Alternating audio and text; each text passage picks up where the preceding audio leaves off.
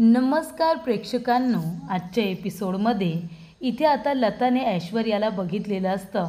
ऐश्वर्या लताला पकडायला जाणार तेवढ्यातच इथे लता पळ काढते आणि कसा बसा ऐश्वर्याच्या तावडीतून आपला जीव वाचवते.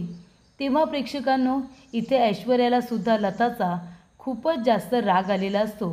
ती लताला पकडायला जाणार तेवढ्यातच मागून सुमित्रा येते आणि ती ऐश्वर्याला आवाज देते. सुमित्रा म्हणते, ऐश्वर्या अगं कुठे जातेस तू? तेव्हा ऐश्वर्या म्हणते, नाही आई, कुठे जात नाही आहे, मी आत्ताच बाहेरून आले, माझं काम होतं ना. तेव्हा सुमित्रा म्हणते, अगं मग मागे काय बघतेस सारखी, कुणी आलं होतं का? तेव्हा ऐश्वर्या म्हणते, नाही नाही, कुणीच आलेलं नाही आहे. तेव्हा सुमित्रा म्हणते, अगं तुला इतका घाम का येत आहे, कुठे गेली तरी कुठे होतीस? तेव्हा इथे आता ऐश्वर्या म्हणते, नाही आई, मी ठीक आहे, मी माझ्या मैत्रिणीला भेटायला गेले होते. तेव्हा इथे सुमित्रा म्हणते, बरं ठीक आहे, आता आपल्याला सगळ्यांना बाहेर जायचं आहे. तेव्हा ऐश्वर्या म्हणते, आई कुठे जातो आहे आपण, तुम्हाला कुठे बाहेर जायचं आहे का? तेव्हा सुमित्रा म्हणते, मला एकटीला नाही, आपल्या सगळ्यांनाच बाहेर जायचं आहे.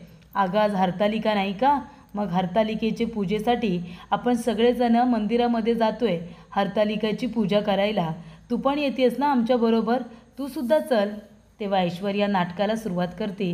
ती म्हणते, आई अहो मी हरतालिकेच्या पूजेला येऊ नाही, म्हणजे मी हरतालिकेचा उपवास नाही केला आहे ना, मी कसा करू तो उपवास आता? तेव्हा सुमित्रा तिच्याकडे खरं तर रागाने बघत असते, पण पुन्हा ती म्हणते, अगं असं काय करतेस ऐश्वर्या, हरतालिकेची पूजा उपवास नाही केलास तरी चालेल, पण पूजा तू करूच शकतेस ना, इथे बाळासाठी तू ही पूजा नक्कीच करू शकतेस. चल तू सुद्धा आमच्याबरोबर मंदिरामध्ये चल. तेव्हा ऐश्वर्या म्हणते, ठीक आहे, मी येते आई, माझ्या मैत्रिणीला एक महत्त्वाचा फोन करायचा आहे, तिला मी फोन करते आणि मग तुमच्याबरोबर येते.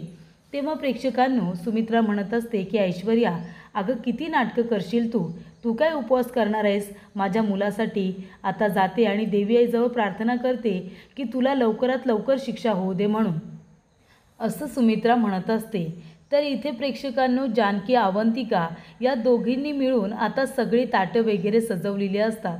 हरतालिकेचे पूजेसाठी सगळेजण मंदिरामध्ये जाणार असतात. तेव्हा इथे आरतीची ताटं तयार झालेली असतात. तेव्हा प्रेक्षकांनो, इथे आता जानकी म्हणत असते की अवंतिका तू सुद्धा हरतालिकेचा उपास केला आहेस ना, तुला माहिती आहे ना आपण हा उपास का करायचा असतो, काय महत्त्व आहे गं हरतालिकेचं?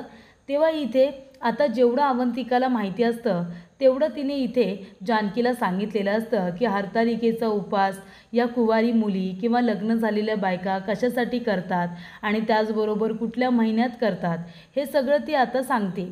तेव्हा जानकी म्हणते, अरे वा वा, इंटरनेटवरून चांगलीच माहिती गोळा केलेली दिसते. तेव्हा इथे अवंतिका म्हणत असते की वहिनी, जेवढी गरजेची आहे तेवढी माहिती तर आहे ना मला. तेव्हा इकडे जानकी म्हणत असते की अगदी बरोबर, मग तू मला आता सांगशील का बरं अवंतिका, भाद्रपद महिना म्हणजे कुठला महिना गं? तेव्हा अवंतिका म्हणते, वहिनी आता तुम्ही उगाच मला इथे चिडवू नका. हां मला माहिती आहे, मी वकिलीमध्ये तरी टॉपर केली असली ना तरी या सगळ्या गोष्टींमध्ये मी मागेच आहे, प्लीज सांगा ना, तुम्ही मला सांगा बरं.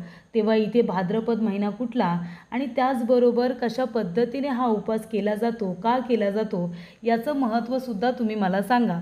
तेव्हा मग इथे जानकी हरतालिकेचा उपवास का करतात ते आता व्यवस्थितरित्या इथे अवंतिकाला सांगते की इथे देवी पार्वतीने महादेवांसाठी हे व्रत केलं होतं आणि खूपच कठीण तपस्येनंतर महादेव प्रसन्न झाले होते आणि मग पार्वतीने स्वतः महादेवांना वर म्हणून मागितल्यानंतर त्यांनी तिची इच्छा पूर्ण केलेली असते. म्हणून हरतालिकेचा उपास हा कुवारी मुली आणि लग्न झालेल्या मुली आपल्या सुखी संसारासाठी करत असतात, असं आता जानकीने सांगितलेलं असतं. तेव्हा इथे आता अवंतिकाला तर महत्त्व कळतंच, पण नानांनीसुद्धा जानकीचं हे म्हणणं ऐकलेलं असतं आणि नाना म्हणतात की जानकी अगं आज खऱ्या अर्थाने मला हरतालिकेचं महत्त्व समजलं, पुढच्या वर्षापासून मी सुद्धा आता हे व्रत करणार आहे. अगं पण माझ्या अर्धांगिनी कुठे आहेत, त्यांनी हे व्रत माझ्यासाठी केलं आहे की नाही? तेव्हा सुमित्रा म्हणते, तर मी तुमच्यासाठी हा उपवास नाही करणार का, असं वाटलंच कसं तुम्हाला, मी तुमच्यासाठी हा उपवास केला आहे. तेव्हा जानकी म्हणते, आई ऐश्वर्या कुठे आहे? तेव्हा ऐश्वर्या तिच्या मैत्रिणीजवळ फोनवरती बोलते असं कळल्यानंतर जानकी म्हणते, आई मी बघते हां ऐश्वर्याला. नाही मगापासून दिसली नाही ना म्हणून विचारते. तेव्हा इथे ऐश्वर्या तिच्या माणसांजवळ फोनवरती बोलत असते, गुंड माणसांजवळ. ती म्हणत असते की ती लता आहे ना, आत्ता माझ्या घरापर्यंत पोचली होती. 5 मिनटं मला पोचायला उशीर झाला असता तर तिची आणि जानकीची भेट झाली असती. कळते का तुम्हाला? हे बघा, काहीही झालं तरीसुद्धा लवकरात लवकर लताला शोधून काढा. अख्खी मुळशी पिंजून काढा, पण लता मला सापडली पाहिजे. काही झालं तरी तिची आणि जानकीची भेट होता कामा नये, नाहीतर खूप मोठा गोंधळ होईल, असं आता ऐश्वर्या म्हणत असते. तेव्हा प्रेक्षकांनो, त्या ठिकाणी आता जानकी पोचलेली असते. जानकी ऐश्वर्याकडे बघते आणि तिला म्हणत असते, काय गं ऐश्वर्या, कुणाशी बोलत होतीस? तेव्हा ऐश्वर्या म्हणते, मी माझ्या मैत्रिणीशी बोलत होते.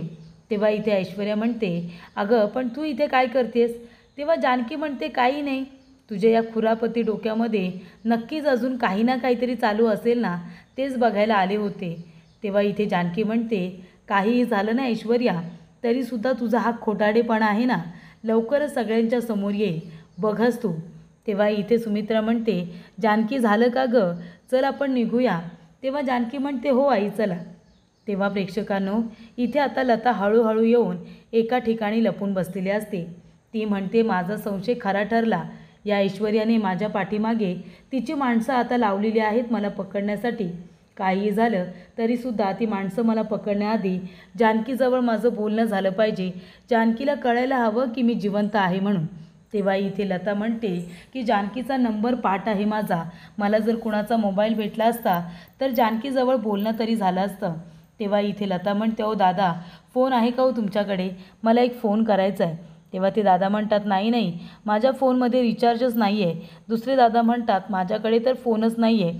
एक बाई जात असते. तेव्हा लता म्हणते, ओ ताई जरा फोन द्या हो. पण ती ताई आता लताकडे लक्ष देत नाही.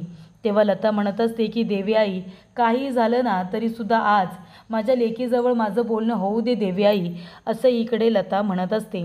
त्यानंतर प्रेक्षकांनो, इथे ऋषिकेश आणि जानकी, ऐश्वर्या, अवंतिका, सुमित्रा सगळ्याजणी आता मंदिरामध्ये आलेल्या असतात.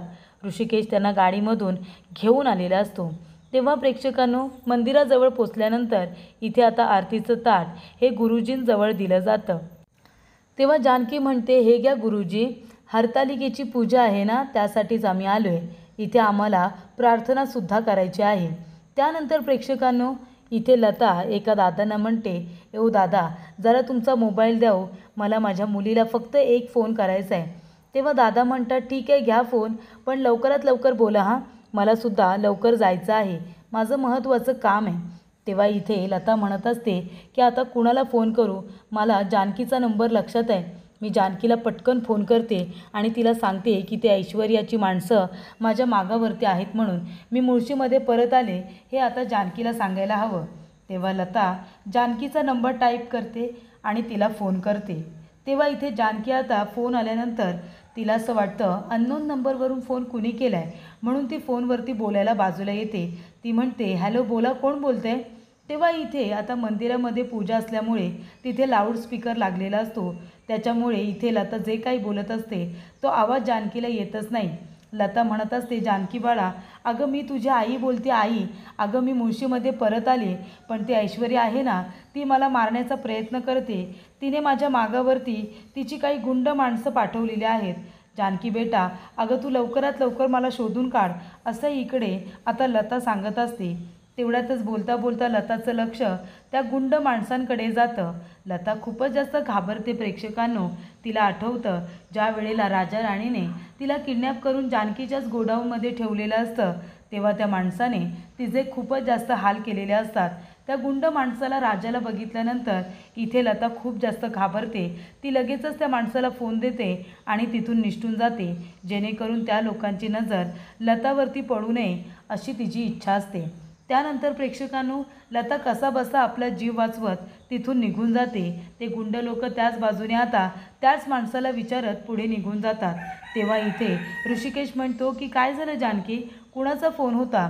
तेव्हा जानकी म्हणते, ऋषिकेश, नाही माहिती हो, कुणीतरी तिकडून जानकी जानकी बोलत होतं, पण मला स्पष्टपणे काही आवाजच आला नाही. महत्त्वाचा फोन आला असेल का? तेव्हा जानकी म्हणते, ऋषिकेश, मी परत फोन करू का त्या नंबरवरती?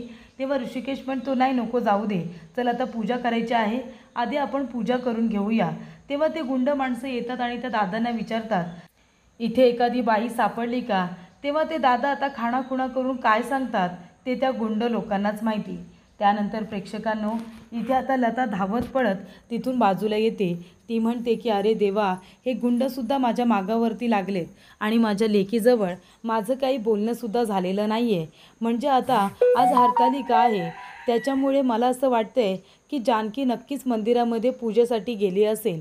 जेव्हा मी जानकीजवळ फोनवरती बोलत होते तेव्हा तिचा मला आवाजसुद्धा येत नव्हता.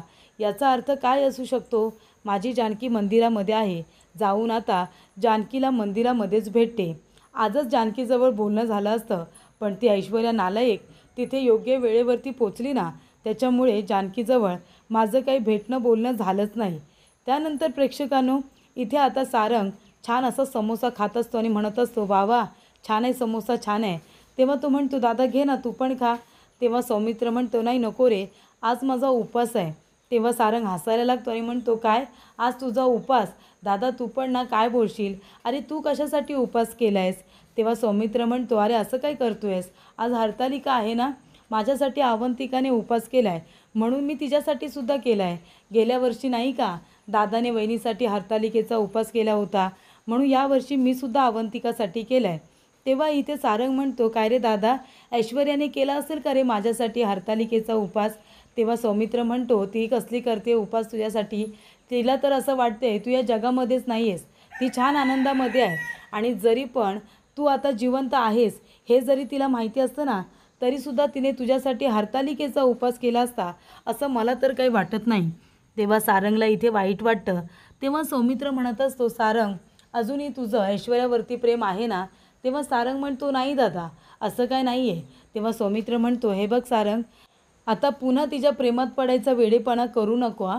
तू आता नजरेसमोर एकच गोष्ट आण की त्या ऐश्वर्याने फक्त तुझा फायदा करून घेतला आहे. त्या ऐश्वर्याने फक्त तुझ्याकडून तिचं काम काढून घेतलं आहे.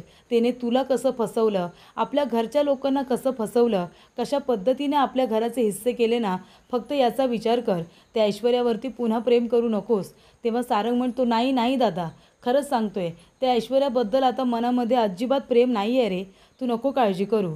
तेव्हा सौमित्र म्हणतो, सारंग अजून एक महत्त्वाची गोष्ट, आम्हाला इन्स्पेक्टर पवार भेटले होते. त्यांनी सांगितलं की अजूनही लता आईंची डेथ बॉडी सापडलेली नाही आहे आणि जानकी वहिनीचं म्हणणं आहे की त्यांची आई जिवंत आहे, कारण त्यांना पोहता येत होतं. त्यांच्या घरामध्ये इथे स्विमिंग सर्टिफिकेट सापडले ज्याच्यामध्ये त्यांच्या आईने भाग घेतला होता, म्हणून लता आई जिवंत आहेत असं सुद्धा आता कळलेलं आहे. तेव्हा इथे आता सारंग म्हणत असतो की देवाची खूप कृपा झाली, लवकरात लवकर जानकी वहिनीची आई सापडू दे, असं सारंग म्हणतो. तेव्हा इथे लता आता मंदिरामध्ये येत असते. तेव्हा प्रेक्षकांनो, लताची फक्त एकच इच्छा असते की काही झालं तरीसुद्धा माझ्या मुलीजवळ माझं बोलणं होऊ दे, माझ्या मुलीची आणि माझी भेट होऊ दे. पण प्रेक्षकांनो, आता इथे जानकी समोर आहे, ऋषिकेश समोर आहे. जरी पण ती ऐश्वर्या तिथे असली तरीसुद्धा लतासाठी काय महत्त्वाचं होतं? आपल्या मुलीला भेटणं महत्त्वाचं होतं ना. आता जर लता इथे जानकीला भेटली असती तर त्या ऐश्वर्याने एवढ्या सगळ्या माणसांच्या समोर काय केलं असतं? काहीच करू शकली नसती ती. पण नाही, सिरियलला आता कुठेतरी पुढे घेऊन जायचं आहे म्हणून इथे लता जानकीच्या समोर आली आहे. पण आता ऐश्वर्या तिथे उभी आहे म्हणून लता ऐश्वर्याला बघते आणि आपला चेहरा लपवते. बरं, चेहरा लपवल्यानंतर त्या आरतीचं ताट घेऊन आता पुढे येते. तेव्हा इथे ऐश्वर्याचं लक्ष मात्र आता कुठेही पूजेवरती नसतं, कारण तिला तिच्या गुंड माणसांचा फोन येतो. तेव्हा ती फोनवरती बोलण्यासाठी बाहेर जाते. तेव्हा ती म्हणते, हां बोला, काय रे, झालं का काम, लता सापडली का? तेव्हा ती माणसं म्हणतात, नाही ना मॅडम, अहो तिला आता आम्ही मार्केटमध्ये बघितलं, म्हणून मार्केटमध्ये सगळीकडे आम्ही शोध घेतला, पण ती लता कुठेतरी निसटून गेली हो, मार्केटमध्ये तर ती आम्हाला सापडतच नाही आहे. तेव्हा ऐश्वर्या म्हणते, हे बघ, आता मी मंदिरामध्ये आहे तेव्हा मला काय आवाज देत नाही आहे, पण लवकरात लवकर त्या लताला शोधून काढा, नाहीतर तुम्हाला वर पाठवण्याची मी तयारी करेन, मी आत्ताच सांगते. तेव्हा ती माणसं म्हणतात की मॅडम, आमचा शोध तर सुरूच आहे, पण तुम्हीसुद्धा आजूबाजूला जरा लक्ष ठेवा, मंदिराच्या आजूबाजूला आल्या असतील तर तुम्हालासुद्धा दिसतील. तेव्हा इथे आता लता म्हणत असते की अरे देवा, ही ऐश्वर्यासुद्धा इथे आहे. आता मी माझ्या मुलीला कसं सांगू की तिची आई जिवंत आहे म्हणून? कशी मी माझ्या मुलीला भेटू? मला काहीच कळत नाही आहे. प्रेक्षकांनो, आता ती ऐश्वर्या बाहेर होती. पटकन जर इथे लता जानकीबरोबर बोलली असती तर कुठे बिघडलं असतं. त्यानंतर प्रेक्षकांनो, इथे आता देवी आईला लता म्हणत असते की देवी आई काहीतरी मार्ग दाखवा, माझ्या जानकीला कळू दे की मी जिवंत आहे म्हणून. तेव्हा इथे देवी आई लगेचच तिला एक संकेत देते. तेव्हा जानकी इथे आता आरती म्हणत असते. तेवढ्यातच लता तिथे लिहिते आई, आई आहे असं तिला लिहायचं असतं. पण आता तिच्याकडे वेळ कमी असतो, कुंकू कमी असतं, त्याच्यामुळे तिने आई लिहिलेलं असतं. आणि त्यानंतरला तिथे जो खिळा असतो त्याच्यावरती ती बोट आपलं लावते आणि त्याच्यातून रक्त काढते. बोटातून रक्त आल्यानंतर त्याने ती लिहिते की आहे, आई आहे असा मेसेज तिला आता जानकीपर्यंत पोचवायचा असतो, जेणेकरून तिची आई जिवंत आहे हे सगळ्यांना कळेल. तेव्हा प्रेक्षकांनो इथे आता आरती सुरू असते आणि तिने इथे आई आहे असं लिहिलेलं असतं. तेव्हा प्रेक्षकांनो इथे आता ऐश्वर्या सगळीकडे आजूबाजूला लताला शोधण्याचं काम करत असते. तेव्हा इथे ऐश्वर्या आता मंदिरामध्ये येते. ती म्हणते बघू दे मंदिरामध्ये, ती लता मंदिरामध्ये तर येऊन बसली नसेल ना जानकीला भेटण्यासाठी. तेव्हा इथे ऐश्वर्या घाईघाईने येत असते. लताचं लक्ष ऐश्वर्याकडे जातं आणि लता म्हणत असते की ऐश्वर्या एवढी घाईघाईने काय येते, तिला संशय तर आला नसेल ना मी मंदिरामध्ये आले त्याचा. तेव्हा इथे आता लता पदर चेहऱ्यावरती घेते आणि चेहरा आपला लपवून ठेवण्याचा प्रयत्न करत असते. तेव्हा प्रेक्षकांनो इथे आता घाईघाईने ऐश्वर्या आतमध्ये येत असते. तेव्हा एका बाईला तिचा धक्का लागतो आणि संपूर्ण तिचं आरतीचं फुलांचं ताट खाली पडतं. तेव्हा इथे आता लता म्हणते की अरे देवा, हिला कळलं तर नाही आहे ना मी इथे आहे ते. तेव्हा लता तिथून पळ काढण्याचा प्रयत्न करत असते. जोपर्यंत इथे ऐश्वर्याचा वाद सुरू असतो तोपर्यंत लता आता गर्दीचा फायदा घेऊन तिथून निघून जाण्यासाठी आता इथे सुरुवात करते. तेव्हा इथे ऐश्वर्या म्हणते सॉरी हां. तेव्हा इकडे तर ताई म्हणतात काय गं सॉरी, कळत नाही का तुला, बघून चालता येत नाही का. तेव्हा ऐश्वर्या म्हणते का, तुम्हाला बघून चालता येतं ना, मग का नाही चाललात, तुमचं कुठे लक्ष होतं, आरतीचं ताट माझ्यामुळे पडलेलं नाही आहे. तेव्हा त्या ताई म्हणतात चल आता फुलं उचलून दे, तुझ्यामुळे माझं ताट खाली पडलं आहे. ऐश्वर्या म्हणते मी का उचलून देऊ, माझी काही चूक नाही आहे कळलं ना, आणि मी फुलं उचलून देऊ तुम्हाला, एवढी हिंमत तुमची. तेव्हा ती बाई म्हणते काय गं, तू इथे रणदिवेंची सून आहेस ना, मग तरीसुद्धा इतका उद्धटपणा अंगामध्ये, ती जानकी बघ किती चांगली आहे ते. तेव्हा सुमित्रा त्यांचं बोलणं ऐकते आणि म्हणते काय काय झालं ताई. तेव्हा ऐश्वर्या म्हणते बघा ना आई, मी यांना जाणून बुजून धक्का नाही दिला, इथे चुकून धक्का लागला आणि त्यासाठी मी त्यांना सॉरी म्हणते, तरीसुद्धा त्या माझ्या अंगावरती कशा ओरडता येते बघा. तेव्हा सुमित्रा म्हणते सॉरी हां. अहो ती म्हणते ना तिने मुद्दामून नाही केलं, चुकून लागला असेल धक्का. तेव्हा प्रेक्षकांनो ऐश्वर्या त्या बाईला फुलं वगैरे उचलून देते, कारण तिला सुमित्राच्या नजरेमध्ये चांगलं राहायचं असतं म्हणून. त्यानंतर प्रेक्षकांनो इथे सुमित्रा म्हणते माफ करा, तुम्हाला ती फुलं उचलून देते सगळे. तर इथे जानकी म्हणत असते की देवी आई, तुझ्याकडे फक्त एकच मागणं आहे गं, माझी आई लवकरात लवकर सापडू दे, तिची आणि माझी लवकर भेट होऊ दे. माझी आई जिवंत आहे, मला खात्री आहे, ती जिथे कुठे असेल ना तिथे सुखरूप असू दे. असं जानकी म्हणत असताना तिचं लक्ष आता खाली लादीवरती जातं. त्याच्यावरती मेसेज लिहिलेला असतो लताने, ते म्हणजे आई आहे असा मेसेज लिहिलेला असतो. आणि तो वाचल्यानंतर इथे जानकीला कळतं की आई आहे म्हणजे हा संकेत मलाच माझ्या आईने दिल्याचा प्रयत्न केलेला आहे, जेणेकरून मी हे बघावं आणि मला कळावं की माझी आई जिवंत आहे म्हणून. तेव्हा जानकी ते वाचते आणि तिचं इथे मन खूपच जास्त भरून येतं. तिला खात्रीच पडते की तिची आई जिवंत आहे म्हणून. तर प्रेक्षकांनो पुढील भागामध्ये आपण बघूया.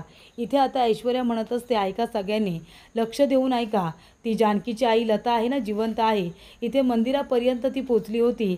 आता मी जर तिथे नसते ना तर आजसुद्धा मंदिरामध्ये जानकीची आणि तिच्या आईची भेट झाली असती. काहीही झालं तरीसुद्धा त्या दोघ्या मायलेकींची भेट होता कामा नये. आणि जर तुम्ही त्या लताला शोधून नाही काढलं ना तर तुम्हाला वरती ढगामध्ये पाठवण्याची संपूर्ण सोय मी करेन, कळलं तुम्हाला, असं इथे ऐश्वर्या आता ठणकावून तिच्या माणसांना सांगत असते. तेव्हा प्रेक्षकांनो इथे ऋषिकेश म्हणतो जानकी काय झालं, कसला विचार करतेस. तेव्हा जानकी म्हणते ऋषिकेश, आपल्याला जसं माहिती आहे की आई जिवंत आहे तसं ऐश्वर्याला सुद्धा माहिती आहे की आई जिवंत आहे. तेव्हा इथे ऐश्वर्या माझ्या आईला शोधण्याचा परिपूर्ण प्रयत्न करेल. तेव्हा मला असं वाटतं की त्याआधी आई आपल्याला भेटणं गरजेचं आहे, तेव्हा आपण आईचा शोध घेऊया का. तेव्हा प्रेक्षकांनो इथे आता लता मंदिरामध्ये आलेली असते. लता म्हणत असते की देवी आई, अगं का परीक्षा बघतेस, माझी लेक माझ्याशिवाय व्याकुळ झाली असेल, मला माहिती आहे ना. तेव्हा तिची ही कठीण आता परीक्षा संपवा, माझ्या लेकीची आणि माझी गळाभेट होऊ दे, आमच्या दोघींची भेट होऊ दे देवी आई, आमची भेट होऊ दे. तेव्हा प्रेक्षकांनो ते गुंड माणसं तिथे येतात आणि म्हणतात की आम्ही करून देऊ का तुझी आणि तुझ्या लेकीची भेट, कायमचा गळा भेटच करून टाकतो ना. तुला तुझ्या लेकीकडे जायचं असेल ना, चल आता आम्ही सगळी तयारी करतो, तुला तुझ्या लेकीकडे पाठवून द्यायची. तेव्हा लता म्हणते, कोण आहात तुम्ही आणि काय इथे परत आलात? तेव्हा इथे ती माणसं म्हणतात, काय गे म्हातारे, मागच्या वेळी किडनॅप करून तुला जो काही त्रास दिला होता तो कमी पडला आहे का तुला? बरं ठीक आहे, आता तुला कायमचीच तुझ्या लेकीकडे पाठवून देतो. तुमच्या दोघींची कधीही भेट होणार नाही हे मात्र नक्की.